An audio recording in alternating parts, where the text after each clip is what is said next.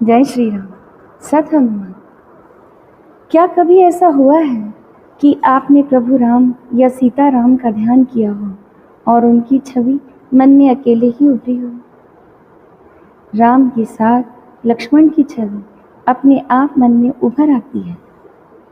लक्ष्मण राम के साथ ऐसे जुड़े हैं जैसे प्राणों के साथ आत्मा। किंतु लक्ष्मण हो जाना इतना सरल तो नहीं है। उसके लिए तो योगी होना पड़ता है, मन और आत्मा से। लक्ष्मण राम के अलावा किसी और से जुड़ते ही नहीं। किसी और से न उन्हें मोह है, न उसे खोने का भय। ना पाप और पुण्य की वो चिंता करते हैं, ना अपने शरीर की फिक्र करते हैं। राम जब सोते हैं तो लक्ष्मण जागते रहते हैं। 14 वर्ष तक लक्ष्मण ने नींद भी नहीं ली। तो वन गमन की दूसरी रात, जब राम और सीता गंगा किनारे घास के बिस्तर पर सो रहे हैं, लक्ष्मण और निषाद राज पहरा दे रहे हैं। निषाद राज श्री राम के पुराने वैभव को याद करके, उनके अतीत को याद करके दुखी हो रहे हैं और कैकेयी को दोष दे रहे हैं। तो लक्ष्मण निषाद राज को समझाते हैं कि ये संसार एक सपने की भांति है और सपने में मिलने वाला हानि या लाभ जागने पर अपने आप ही विलीन हो जाता है। इसलिए अपनी वर्तमान दशा के लिए या स्वयं को मिलने वाले किसी भी कष्ट के लिए कभी किसी को दोष नहीं देना चाहिए। ये बात केवल एक योगी कह सकता है।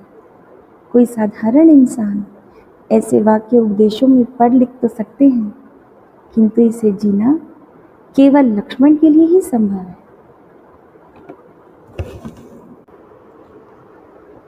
लक्ष्मण निषाद राज से कहते हैं, जैसे स्वप्न में राजा भिखारी हो जाए या कंगाल स्वर्ग का स्वामी इंद्र हो जाए तो जागने पर लाभ या हानि कुछ भी नहीं, वैसे ही इस दृश्य जगत को, इस दृश्य प्रपंच को अपने मन में देखना चाहिए।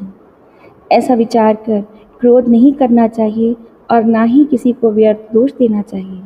सब लोग मोह रूपी रात्रि में सो रहे हैं और सोते हुए उन्हें अनेकों प्रकार के स्वप्न दिखाई दे रहे हैं। इस जगत रूपी रात्रि में योगी लोग जागते हैं, जो परमार्थी हैं और प्रपंच माइक जगत से छूटे हुए हैं। जगत में जीव को जागा हुआ तभी जानना चाहिए जब संपूर्ण भोग विलासों से वैराग्य हो जाए। विवेक होने पर मोह रूपी भ्रम भाग जाता है। तब अज्ञान का नाश होने पर श्री रघुनाथ जी के चरणों में प्रेम होता है। हे सखा, मन, वचन और कर्म से श्री राम जी के चरणों में प्रेम होना, यही सर्वश्रेष्ठ पुरुषार्थ है। श्री राम जी परमार्थ स्वरूप, परम वस्तु, परब्रह्म हैं। वे अविगत हैं, अर्थात जानने में नहीं आते। अलख अर्थात स्थूल दृष्टि से उन्हें देखा नहीं जा सकता। अनादि अर्थात आदि रहित, यानी वो जिसका प्रारंभ नहीं खोजा जा सकता। अनुपम अर्थात उपमा रहित, सब विकारों से रहित और भेद शून्य है। वेद जिनका नित्य नेति नेति कहकर निरूपण करते हैं। नेति नेति अर्थात इनका वर्णन करना संभव नहीं, संभव नहीं। वही कृपालु श्री रामचंद्र जी भक्त, भूमि, ब्राह्मण, गौ और देवताओं के हित के लिए मनुष्य शरीर धारण करके लीलाएं कर रहे हैं, जिनके सुनने से जगत के जंजाल मिट जाते हैं। मास पारायण 15वां विश्राम। सखा समुझी अस परिहरि मोह, सिय रघुवीर चरण रत हो। कहत राम गुण गाभिनु सारा, भागे जागे जग मंगल सुखदारा। हे सखा, ऐसा समझकर मोह को त्याग कर श्री सीता राम जी के चरणों में प्रेम करो। इस प्रकार श्री रामचंद्र जी के गुण कहते कहते सवेरा हो गया। तब जगत का मंगल करने वाले और उसे सुख देने वाले श्री राम जी जागे। जागे जग मंगल सुखदारा। सकल सोच करी राम नहावा, सुचि सुजान बट क्षीर मंगावा। अनुज सहित सिर जटा बनाए, देखी सुमंत्र नयन जल छाए। शौच आदि सब कार्यों से नित्य पवित्र और सुजान श्री रामचंद्र जी ने निवृत्त होकर स्नान किया। फिर बड़ का दूध मंगाया और छोटे भाई लक्ष्मण जी सहित उस दूध से सिर पर जटाएं बनाई। ये देखकर सुमंत्र जी के नेत्रों में जल भर आया। हृदय दाहु अति बदन मलिना, कह कर जोरी वचन अति दीना। नाथ कहे अस कौशल नाथ, लै रथ जाहु राम के साथ। उनका हृदय जलने लगा, मुख मलिन हो गया, उदास हो गया। वे हाथ जोड़कर अत्यंत दीन वचन बोले, हे नाथ, मुझे कौशलनाथ दशरथ जी ने ऐसी आज्ञा दी थी कि तुम रथ लेकर श्री राम जी के साथ चले जाओ। बन देखाई सुरसरी अनवाई, आने हूँ फेरी बेगी दो भाई। लखन राम सिंह आने हूँ फेरी, संशय सकल सकोच निबेरी। वन दिखाकर गंगा स्नान कराकर दोनों भाइयों को तुरंत लौटा लाना। सब संशय और संकोच को दूर करके लक्ष्मण, राम और सीता को फिरा लाना। नृप अस कहे गोसाई जस, कहई करो बलि सोई। करी बिनती पायन पर्यो, दीन बाल जिमि रोई। महाराज ने ऐसा कहा था, अब प्रभु जैसा कहें मैं वही करूं, मैं आपकी बलिहारी हूँ। इस प्रकार विनती करके वे श्री राम जी के चरणों में गिर पड़े और एक बालक की भांति रो पड़े।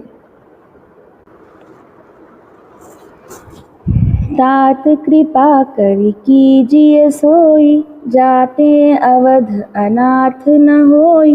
मंत्री ही राम उठाई प्रबोधा, तात धर्म मत तुम सब शोध। सिबिद अधीच हरिचंद नरेसा, सहे धर्म हित कोटि कलेसा। रंति देव बलि भूप सुजाना, धर्म धर्यु सही संकट नाना। धर्म न दूसर सत्य समाना, आगम निगम पुराण बखाना।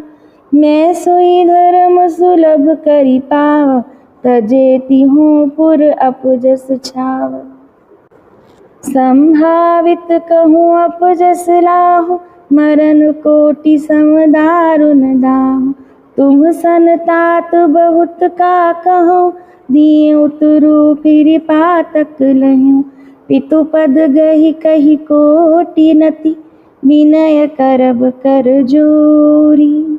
चिंता कवनी हूँ बात कै, तात करिय जनि मोरी। सियावर राम जय जय राम, मेरे प्रभु राम जय जय राम। सुमंत्र राम से प्रार्थना करते हैं, हे तात कृपा करिए और वही कीजिए जिससे अयोध्या अनाथ न हो। श्री राम जी ने मंत्री को उठाकर धैर्य बंधाते हुए समझाया कि हे तात, आपने तो धर्म के सभी सिद्धांतों को छान डाला है। शिवी, दधीची और राजा हरिश्चंद्र ने धर्म के लिए अनेकों कष्ट सहे थे। बुद्धिमान राजा रंतिदेव और बलि बहुत से संकट सहकर भी धर्म को पकड़े रहे। उन्होंने धर्म का परित्याग नहीं किया। वेद, शास्त्र और पुराणों में कहा गया है कि सत्य के समान दूसरा धर्म नहीं है। मैंने उस धर्म को सहज ही पा लिया है। इस सत्य रूपी धर्म का त्याग करने से तीनों लोकों में अपयश छा जाएगा। प्रतिष्ठित पुरुष के लिए अपयश की प्राप्ति करोड़ों मृत्यु के समान भीषण संताप देने वाली है। हे तात, मैं आपसे अधिक क्या कहूँ, लौट कर उत्तर देने में भी पाप का भागी होता हूँ। आप मुझसे बड़े हैं और आपसे वाद विवाद करना मुझे शोभा नहीं देता। धन्य है राम की ये विनम्रता। आप जाकर पिताजी के चरण पकड़कर करोड़ों नमस्कार के साथ ही हाथ जोड़कर विनती करके कहिएगा, हे तात, कि आप मेरी किसी बात की चिंता न करें। तुम पुनि पितु सम अति हित मोरे, विनती कर